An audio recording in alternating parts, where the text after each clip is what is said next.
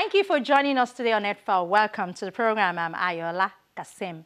Climate change already affects agriculture and food security, and without urgent action, it will put millions of people at risk of hunger and poverty, while impact on agricultural yields and livelihoods will vary from across countries and regions. They will become increasingly adverse over time and potentially catastrophic in some areas. Well, that's what is contained in the latest report on the state of food and agriculture by the Food and Agriculture Organization. Today on the program, our focus is on agriculture in Nigeria. Just stay with us.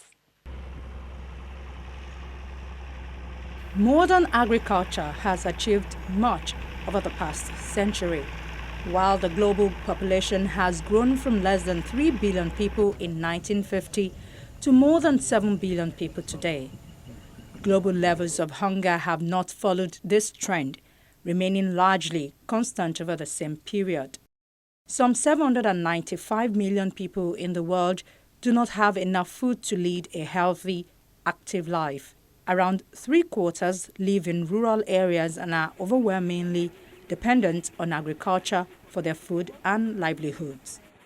Sub-Saharan Africa is the region with the highest prevalence of hunger. 1 person in 4 within the region is undernourished. Overwhelmingly dependent on agriculture for their food, these people have no alternative source of income or employment. As a result, they are vulnerable to crisis. Many migrate to cities in their search for employment, swelling the ever-expanding populations of shantytowns in developing countries. The Food and Agricultural Organization calculates that around half of the world's hungry people are from smallholder farming communities, surviving off marginal lands prone to natural disasters like drought or flood. Another 20% belong to landless families dependent on farming, and about 10% live in communities whose livelihoods depend on herding, fishing, or forest resources. The World Food Programme says the world produces enough food to the entire global population of 7 billion people, yet 1 person in 8 on the planet goes to bed hungry each night. In some countries, 1 in 3 is underweight. So why does hunger exist? If you come to think about it, actually, that today the world produces enough food to feed every woman, every child, every man on this planet, on our planet. Today we produce enough food. The question is not just production and productivity, it's also accessibility, availability and accessibility. Why do I say this? Because we know that we lose anything between 20 to 40% of the food that is produced as a result of loss, as a result of waste. Now, the statistics has this, that we're looking at, if you think in terms of how much energy, how much water is spent on this, how much land, food loss and waste is as large as the whole country of Mexico.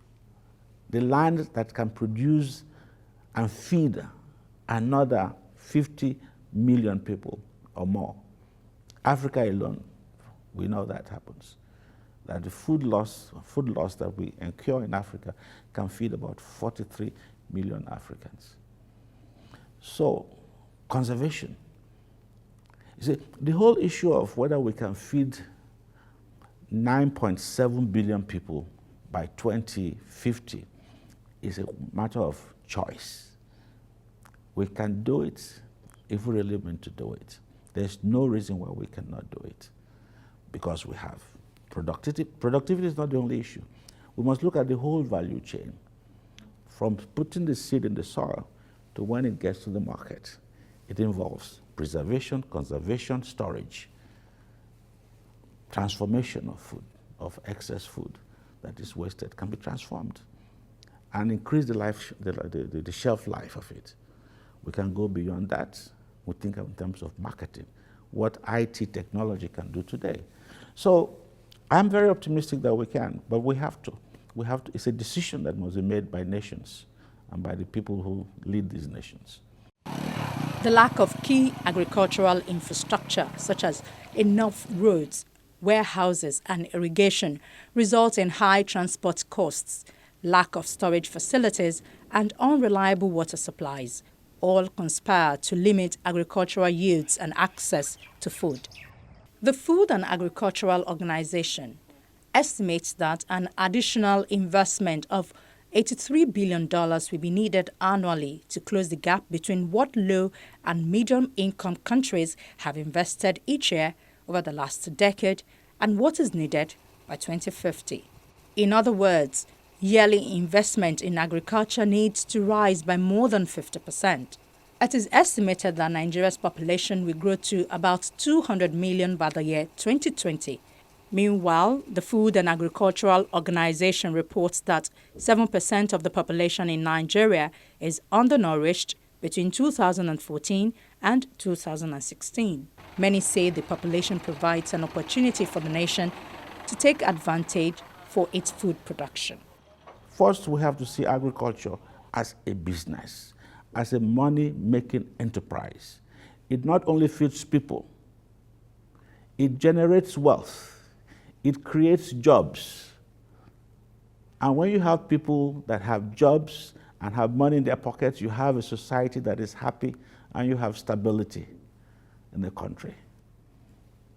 A hungry man is an angry man, and an angry man can become desperate and do crazy things. There are many things to be put right in agriculture in Nigeria, and the work for an average young Nigerian doesn't look attractive. The task is getting these agile population to venture into agriculture. This country has one of the richest of resources we can think of, and that is our youth demographic dividend. Our youth is a resource far more than oil money, far more than the extractive industry can give us. And if we're not very careful and don't manage it very properly, this dividend, demographic dividends, can end up being our demographic disaster. Either you persuade them by showing them that it can pay, by showing them that credit is available, by supporting them by clearing land and mechanizing agriculture. You either do that or you get nothing. The youth, and many of them are actually willing to return to agriculture. That's the good news. But it's for us to make sure that when they come in, they don't face disappointment. For those who know the sector well in Nigeria, the problems of agriculture begins with the soil. Most of the land contains soil that is low to medium in productivity. We now have a system where we've just finished developing and publishing what we now call the geoecological map of Nigeria. Information which up to now wasn't available, where the would-be farmer can tell himself or herself that what you want to grow here won't grow there because the soil you have won't stand that crop.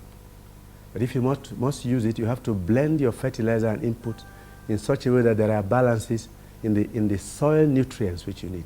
There are 16 nutrients in the soil, macro and micro. Now, if any of these is short, you don't expect a good yield. You have to work harder on seeds. So the yield per hectare quadruples, and you can match what they do elsewhere.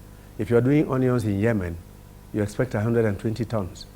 In Nigeria here, you're barely lucky. You're lucky if you do get a bare 10 tons of onions per hectare. Why is that so? Your cows yield 1 liter of milk per day. Cows in other countries, in some countries, are going as far as 60 liters per cow per day. Why? So these are things we have to look back at. And we have the means and the personnel to change the situation. What we need to do now is to push studies, information, scientific research, and support for the farmer to get ourselves where other countries have gotten. Of an estimated 71 million hectares of cultivable land, only half is currently used for farming in Nigeria. There is similar potential for an expansion of irrigation, which now only covers 7% of irrigable land. Most of the rural population farms on a subsistence scale, using small plots and depending on seasonal rainfall. A lack of infrastructure, such as roads, further exacerbates poverty in rural areas by isolating rural farmers from needed inputs and profitable markets. Pressure from growing population is also impacting already diminished resources.